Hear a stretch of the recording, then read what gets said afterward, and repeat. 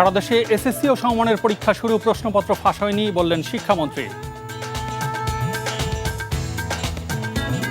দেশজুড়ে ভ্যাপসা গরমে জনজীবন অতিষ্ঠ, লোডশেডিংয়ে নাকাল গ্রামীণ জনপদ।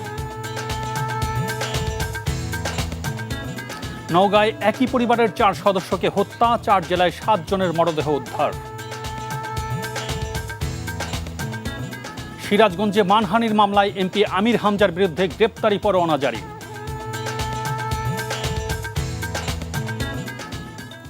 আসসালামু আলাইকুম, সুশান্ত সরকার স্বাগত জানাচ্ছি এনটিভির দেশের খবরে। গ্রাউন্ড সিমেন্ট শিরোনাম দেখছিলেন, এবার জানাবো পুরো খবর। সারা দেশে শুরু হলো মাধ্যমিক পর্যায়ের এসএসসি ও সমমানের পরীক্ষা। পরীক্ষায় অংশ নিচ্ছে প্রায় 18.5 লাখ পরীক্ষার্থী। এবার সকাল 8টা থেকে পরীক্ষা কেন্দ্রে প্রবেশের সুযোগ থাকায় ভোগান্তি কমেছে বলে মনে করছেন অভিভাবকরা। এদিন নগরীর বিভিন্ন কেন্দ্র পরিদর্শনে গিয়ে প্রধানমন্ত্রীর শিক্ষা ও গবেষণা বিষয়ক উপদেষ্টা ডক্টর মাহাদি আমিন বলেন, কোনো ধরনের উদ্বেগ ছাড়াই উৎসবমুখর পরিবেশে পরীক্ষায় অংশ নিচ্ছে পরীক্ষার্থীরা। আর এক প্রেস ব্রিফিংয়ে শিক্ষামন্ত্রী বলেন, এসএসসি পরীক্ষায় প্রশ্ন ফাঁসের কোনো সম্ভাবনা নেই। বিস্তারিত নাজিবুর রহমানের রিপোর্টে। সকাল থেকেই নগরীর কেন্দ্রগুলোতে শিক্ষার্থী আর অভিভাবকদের পদচারণা। সকাল 10টায় পরীক্ষা শুরু হলেও এবার প্রায় 2 ঘন্টা আগে মিলেছে পরীক্ষা কেন্দ্রে প্রবেশের সুযোগ। প্রথম দিনে তাই কেন্দ্রের বাইরে জটলা ছিল কম। এবার পরীক্ষায় অংশ নিচ্ছেন 18,57,000 শিক্ষার্থী, যা গতবারের চেয়ে প্রায় 79,000 কম। প্রতিটি কেন্দ্রে এবার বসেছে সিসি ক্যামেরা। কেন্দ্র অনেক আগে খুলে দিয়েছে, ছাত্রছাত্রীরা এসে সরাসরি কেন্দ্রে প্রবেশ করতে পারছে, যার কারণে বাইরে এত যানজট সৃষ্টি হয় নাই। সব বাচ্চাদের জন্যই মেইনলি, মেয়ের জন্য খতম করতেছি। মেয়ের জন্য আমিও এক্সাইটেড, দেখি এবার আল্লাহ আল্লাহ করে। মহাখালী, তেজগাঁও এবং ফার্মেট একটা ভাইটাল এরিয়া, মতিঝিল সহ, কিন্তু খুব অসাধারণ একটা ট্রাফিক ব্যবস্থা ছিল, খুব সুন্দর কন্ট্রোল ব্যবস্থা ছিল। তীব্র গরমও যেন কাবু করতে পারছে না মমতাময়ী মা আর দায়িত্বশীল বাবাকে। দীর্ঘ অপেক্ষার ক্লান্তি ছাপিয়ে সন্তানদের কল্যাণ তাদের একমাত্র চাওয়া। ওদের তো প্রথম বোর্ড পরীক্ষা, ওরা তো আর বোর্ড পরীক্ষা পায় নাই। আমরা সন্তানদের জন্য, সবার জন্য দোয়া করি। পরিবর্তিত পরিস্থিতিতে ছেলে মেয়েদের যে আকাঙ্ক্ষা, সেই আকাঙ্ক্ষা অনুযায়ী পরীক্ষাটা অবশ্যই ভালো হবে। প্রিপারেশন ভালো আছে, দেখি বাকিটা আল্লাহর ইচ্ছা। নগরীর Dhanmondi government boys high school পরিদর্শন করেন প্রধানমন্ত্রী শিক্ষা ও গবেষণা বিষয়ক উপদেষ্টা। শিক্ষক ও অভিভাবকদের সাথে আলাপকালে সাংবাদিকদের প্রশ্নের জবাব দেন ডক্টর মাহাদি আমিন। আমরা চাই এমন একটা পরিবেশ গড়ে তুলতে যেখানে আমাদের শিক্ষার্থীরা কোনো ভয় বা ভীতির মাধ্যমে না, এমন একটা পরিবেশে পরীক্ষা দিবে যেখানে উৎসাহ থাকবে, উদ্দীপনা থাকবে। কারণ এই এসএসসি পরীক্ষায় তাদের ফলাফল যেটাই হোক না কেন, এর উপর ভিত্তি করে সামনের বাংলাদেশটাকে তারা গড়ে তুলবে। কন্ট্রোল রুমে গিয়ে আমি সিসি ক্যামেরাগুলো দেখেছি এবং দেখলাম প্রত্যেকটি কন্ট্রোল রুমে সিসি ক্যামেরা রয়েছে এবং হেড এক্সামিনার, কেন্দ্র সচিব তার কক্ষে বসেই রুমগুলি পর্যবেক্ষণ করছেন। আমি নির্দেশ দিয়েছি যে সিসি ফুটেজ 7 দিনের জন্য থাকে। আমি বলেছি না, এটাকে আপনারা আর্কাইভে রেখে দেবেন, পরে কোনো কমপ্লেইন আসলে আমরা যেন ভেরিফাই করতে পারি। দেশের 9টি সাধারণ শিক্ষা বোর্ড, মাদ্রাসা ও কারিগরি শিক্ষা বোর্ডের অধীনে মোট 3,885টি কেন্দ্রে এই পরীক্ষা অনুষ্ঠিত হচ্ছে। Najibur Rahman, NTV news, Dhaka. এদিকে সারা দেশে একযোগে শুরু হয়েছে এসএসসি ও সমমানের পরীক্ষা। চট্টগ্রাম শিক্ষা বোর্ডে এবছর 1,218 বিদ্যালয় থেকে 1,30,668 জন পরীক্ষার্থী পরীক্ষায় অংশগ্রহণ করেছে। পরীক্ষা কার্যক্রম সুষ্ঠুভাবে সম্পাদনের জন্য এবার 76টি ভিজিলেন্স টিম গঠন করা হয়েছে। কুমিল্লা শিক্ষা বোর্ডের অধীনে এবার মোট 1,46,817 জন পরীক্ষার্থী পরীক্ষায় অংশ নিচ্ছে।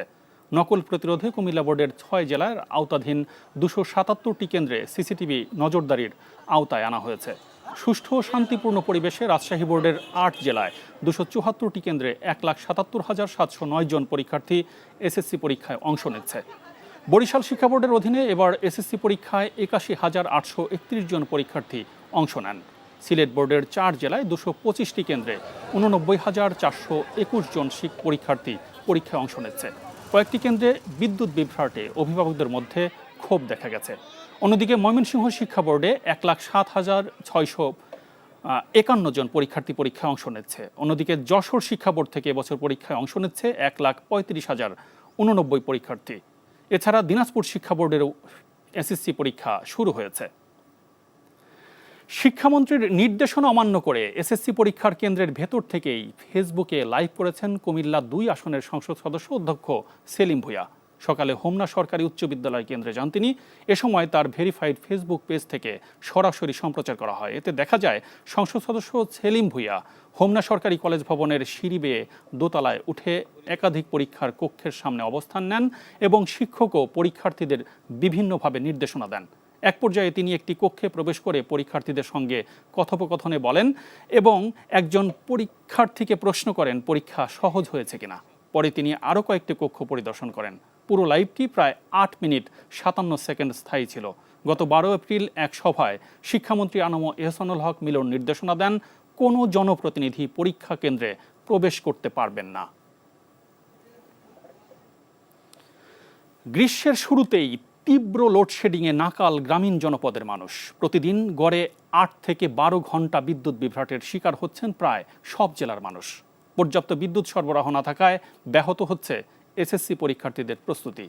আর লোডশেডিংয়ের জন্য সরবরাহ ঘাটতিকে দায়ী করছে বিদ্যুৎ বিভাগ। ইমরুল কায়েসের ডেস্ক রিপোর্ট। সারা দেশে শুরু হয়েছে এসএসসি পরীক্ষা, তাই দিনরাত এক করে চলছে পড়াশোনা। কিন্তু গরম আর ঘন ঘন লোডশেডিংয়ে অতিষ্ঠ শিক্ষার্থীরা মন দিতে পারছেন না পড়াশোনায়। এই চিত্র কুষ্টিয়ার গ্রামাঞ্চলের। সন্ধ্যার পরে পড়তে বসছি, তখন তো বিদ্যুৎ থাকছে না, 1 ঘন্টা 2 ঘন্টা পর পর আসছে বিদ্যুৎ। আমরা রাত্রেবেলা কারেন্ট গেলে তো আর পড়তে পারি না, সেজন্য বিকেলে কিংবা দিনের বেলা যে কোনো সময় পাইলে আমরা বারান্দায় কিংবা যে কোনো জায়গায় বসে পড়ি। কুষ্টিয়ার মতো পাবনায়ও ত্রাহি অবস্থা। লোডশেডিংয়ের কারণে মোমবাতি জ্বালিয়ে পড়াশোনায় ব্যস্ত এসএসসি পরীক্ষার্থীরা। ঘন ঘন লোডশেডিংয়ে অতিষ্ঠ হয়ে উঠেছেন সাধারণ মানুষ। 4-5 ঘন্টায় কারেন্ট থাকে না, আইপিএস আছে, তারপরও ব্যাকআপ দিচ্ছে না। যেহেতু চার্জ তো হতে হবে কারেন্টে। প্রচণ্ড গরম, এর মধ্যে ভালো করে পড়া যায় না।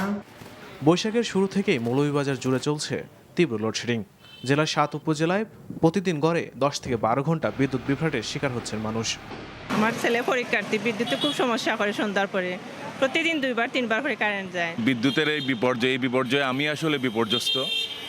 সারাদিনই কারেন্ট প্রায় থাকে না বললেই চলে। বিদ্যুৎ বিভাগের তথ্য মতে চাহিদার বিপরীতে বিদ্যুতের সরবরাহ কম থাকায় ঘন ঘন অতিরিক্ত লোডশেডিং দিতে বাধ্য হচ্ছেন তারা। চাহিদা আছে একটা নির্দিষ্ট দিনে 15 মেগাওয়াট, তো গ্রিড আমাকে বললো যে ওই পয়েন্ট অফ টাইমে যে এখন থেকে আপনাদেরকে এটা 10 মেগাওয়াটের মধ্যে কন্ট্রোল করতে হবে লোডটা। তো তখন আমাদের বাধ্য হয়েই কারণ লোডশেডিং করতে হয়, কারণ লোডশেডিং যদি আমরা না করি সেক্ষেত্রে গ্রিডের ফ্রিকোয়েন্সি ফল করে যাবে, আর ফ্রিকোয়েন্সি ফল করলে ব্ল্যাক আউট হয়ে যাওয়ার সম্ভাবনা থাকে। লোডশেডিংয়ের কারণে চাঁদপুরের এসএসসি ও সমমান পরীক্ষার্থীরাও চরম দুর্ভোগে। দিনের প্রায় অর্ধেক সময় বিদ্যুৎ না থাকায় ব্যাহত হচ্ছে শিক্ষার্থীদের পড়াশোনা। পরীক্ষা চলাকালীন যদি বিদ্যুৎ না থাকে তাহলে ছেলেরা লিখতে অসুবিধা হবে, আলোর ক্ষেত্রে সমস্যা হবে, ফ্যান না চলে তাদের শরীর ঘর্মাক্ত হয়ে যাবে। বিদ্যুৎ চলে গেলে আসলে ছাত্রদেরও বিড়ম্বনা, যারা গার্ডদের তাদেরও বিড়ম্বনা। Imrul Kayes, NTV news desk. 1 lakh ton অপরিশোধিত জ্বালানি তেল নিয়ে সৌদি আরব থেকে বাংলাদেশের উদ্দেশ্যে রওনা করেছে এমটি নিনেমিয়া নামের একটি জাহাজ। হরমুজ প্রণালী বন্ধ থাকায় জাহাজটি বিকল্প পথে বাংলাদেশে আসছে। সকাল 6টায় সৌদি আরবের ইয়ানবু বন্দর থেকে জাহাজটি যাত্রা করে। আগামী মাসের 5 তারিখ এটি বাংলাদেশে পৌঁছার কথা। এরপর অপরিশোধিত তেল খালাস হলে তা সরবরাহ হবে চট্টগ্রামের পতেঙ্গায় রাষ্ট্রের একমাত্র জ্বালানি তেল পরিশোধনকারী প্রতিষ্ঠান ইস্টার্ন রিফাইনারিতে। ক্রুড অয়েল পরিশোধনের মাধ্যমে ইস্টার্ন রিফাইনারিতে তৈরি হবে ডিজেল, পেট্রোল, অকটেন সহ 13 জাতীয় পণ্য। এর আগে কাঁচামালের অভাবে গত 14 এপ্রিল বন্ধ হয়ে যায় রাষ্ট্রায়ত্ত ইস্টার্ন রিফাইনারির মূল উৎপাদন। সংকট সমাধানে উদ্যোগ নেয় বাংলাদেশ পেট্রোলিয়াম কর্পোরেশন, বিপিসি ও জ্বালানি মন্ত্রণালয়। আগামী 27 এপ্রিল দিনব্যাপী সফরে যশোরে যাচ্ছেন প্রধানমন্ত্রী তারেক রহমান। তাকে স্বাগত জানাতে যশোরে প্রশাসন এবং বিএনপির পক্ষ থেকে ব্যাপক প্রস্তুতি নেওয়া হয়েছে। 27 এপ্রিল যশোরে প্রধানমন্ত্রী বিভিন্ন স্থান পরিদর্শন করবেন। এদিন তিনি শহীদ প্রেসিডেন্ট জিয়াউর রহমানের স্মৃতি বিজড়িত উলাশী যদুনাথপুর খাল পুনঃখনন কাজে উদ্বোধন করবেন। যশোর মেডিকেল কলেজ হাসপাতালের ভিত্তিপ্রস্তর স্থাপন এবং জেলার প্রাচীন পাবলিক লাইব্রেরি পরিদর্শন করবেন। এছাড়া বিকেলে যশোর ঈদগাহ ময়দানে জনসভায় বক্তব্য রাখবেন তারেক রহমান। প্রধানমন্ত্রীর এই সফরকে কেন্দ্র করে জেলা জুড়ে দলীয় নেতাকর্মী সহ সাধারণ মানুষের মাঝে উচ্ছ্বাস বিরাজ করছে। বিএনপি ও সহযোগী সংগঠনগুলো জেলা জুড়ে প্রতিদিনই প্রস্তুতি সভা করছে। ময়মনসিংহের পলিটেকনিক ইনস্টিটিউটের ছাত্র শাহিনুর আলম ওরফে ইকবাল হত্যা মামলায় 7 জনকে মৃত্যুদণ্ড দিয়েছে আদালত। একই সঙ্গে হত্যায় সহায়তার দায়ে 2 নারীকে 7 বছর করে সশ্রম কারাদণ্ড দেওয়া হয়েছে। দুপুরে জেলা ও দায়রা জজ আদালতের বিচারক মোহাম্মদ জাকির হোসেন এই রায় দেন। 2021 সালে তারাকান্দা উপজেলায় জমি নিয়ে বিরোধের জেরে ময়মনসিংহ পলিটেকনিক ইনস্টিটিউটের সিভিল ইঞ্জিনিয়ারিং বিভাগের ছাত্র ইকবালকে নৃশংসভাবে হত্যার ঘটনায় মামলা দায়ের করে তার পরিবার। নির্বাচনী প্রতিশ্রুতি অনুযায়ী সারা দেশে বন্ধ জুট মিলগুলো চালু করতে সরকার কাজ করছে বলে জানিয়েছেন বস্ত্র ও পাট প্রতিমন্ত্রী শরীফুল আলম। সকালে বন্ধ থাকা নরসিংদীর পলাশে কোঅপারেটিভ জুট মিল পরিদর্শন শেষে সাংবাদিকদের সাথে আলাপকালে প্রতিমন্ত্রী বলেন, নরসিংদীর 2টি সহ সারা দেশেই বন্ধ কারখানাগুলো পর্যায়ক্রমে চালু করা হবে।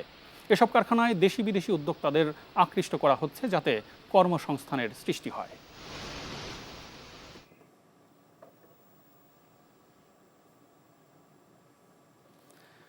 পরিবারের সাথে সাক্ষাৎ করতে এসে কোস্টগার্ডের জালে ধরা পড়ল সুন্দরবনের দুর্ধর্ষ বনদস্যু ছোট সুমন বাহিনীর second in command Abdus Samad Molla. কোস্টগার্ডের মিডিয়া কর্মকর্তা লেফটেন্যান্ট কমান্ডার সাব্বির আলম সুজন জানান, স্বরাষ্ট্রমন্ত্রীর নির্দেশনায় দস্যুদের বিরুদ্ধে কোস্টগার্ড কঠোর অবস্থানে রয়েছে। এরই অংশ হিসেবে operation restore piece in Sundarban এবং অপারেশন ম্যানগ্রোভ শিল্ড নামে 2টি বিশেষ অভিযান পরিচালিত হচ্ছে। এরই ধারাবাহিকতায় দুর্ধর্ষ ডাকাত আব্দুস সামাদ মোল্লাকে আটক করা হয়েছে।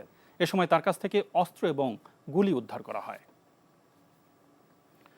নাটোরের সিংলায় চলন বিলে আনুষ্ঠানিকভাবে আগাম জাতের বোরো ধান কাটা শুরু হয়েছে।